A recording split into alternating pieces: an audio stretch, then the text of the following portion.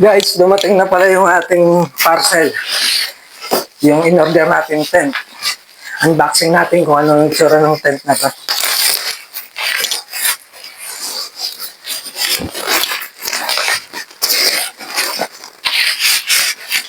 Natin kung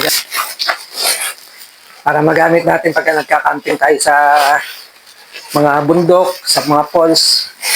Magamit natin. Sana all. So guys, mayroon siyang bitbitan. Pwede mo siyang sabit sa ganun. Buksan natin.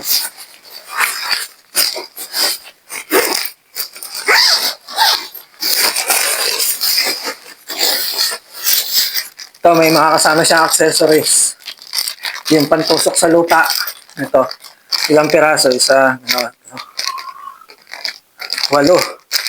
Tapos may mga tali siya.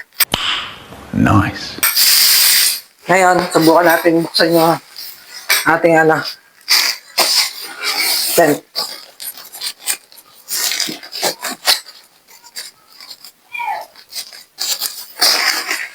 Nakatali lang siya.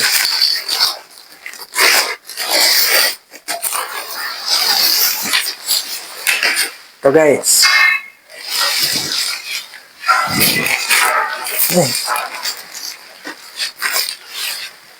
Ano kayang buksan to? Yun lang, di natin alam paano.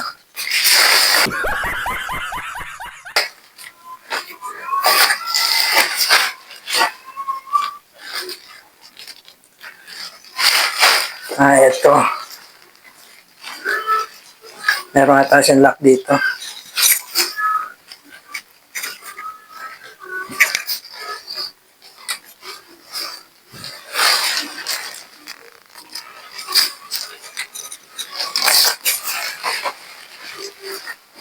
Buuin natin muna guys.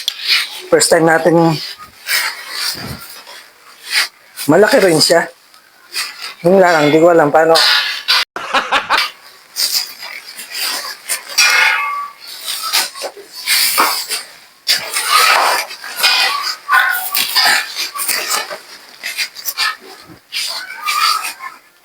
Hindi kasya sa pwesto natin. Pero malaki siya.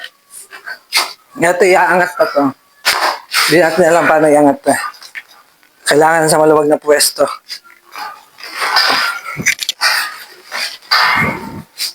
Hindi natin mabukasan ng maayos kasi masikip yung pwesto.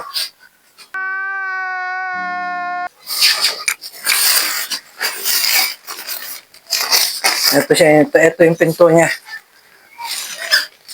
Dalawa yung pintuan niya. Hindi natin mabuksan dito, medyo masikip.